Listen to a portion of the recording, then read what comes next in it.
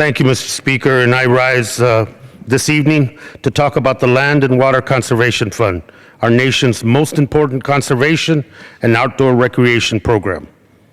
For more than 50 years, the Land, Water, and Conservation Fund has conserved our nation's most cherished natural spaces and historic landmarks.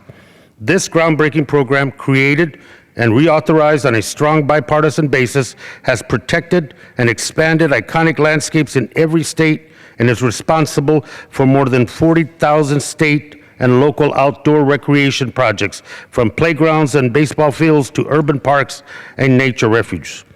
By reinvesting revenues from offshore oil and gas development in communities across America, the LWCF has become America's best parks program.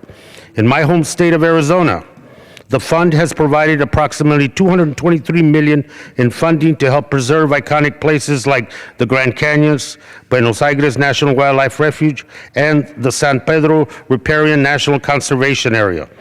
Recently, I had the pleasure of joining National Park staff and students from Cholla High School, Desert View High School, and Pueblo High School for a day of appreciation at Saguaro National Park West.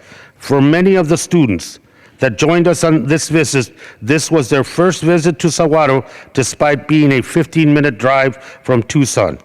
Saguaro officials have leveraged the LWCF funding to benefit Arizonans, the desert tortoise, Gila monsters, and other desert wildlife that call Saguaro home. Without it, our students would have had a smaller national park to experience, less to learn, and less to enjoy.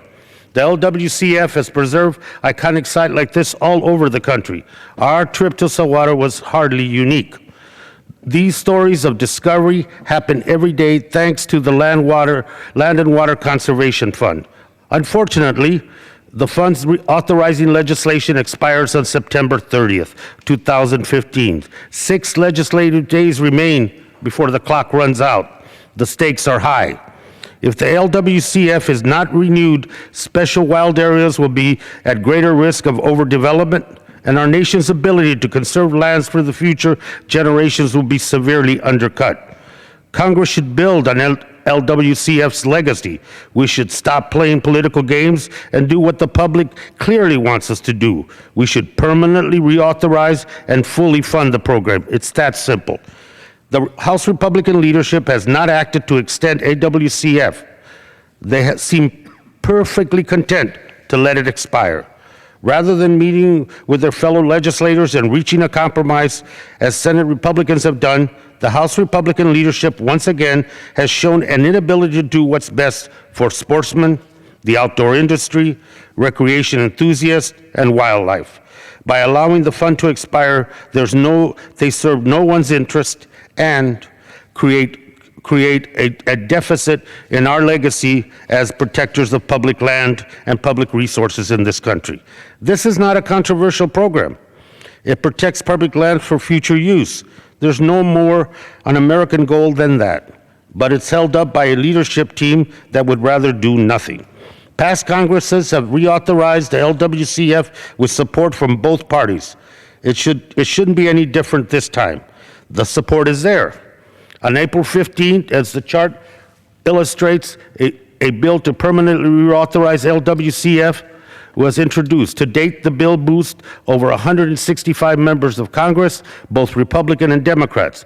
I've made a request as the sequence of time that we've been waiting and asking for a full hearing, a markup, and an eventual vote on this floor has been occurring. We asked for a hearing on 1814. I've made the request to hold a vote on 1814. These requests have fallen on deaf ears. And the clock is running out. House Republican leaders must act. It won't take much to get the LWCF fund back on track, but they have to say yes to moving forward and to doing a bipartisan legislation, which is what the colleagues of this chamber are asking for. It's time for action. We're calling in a bipartisan way on our colleagues to permanently reauthorize the Land Water Conservation Fund. To not to do so is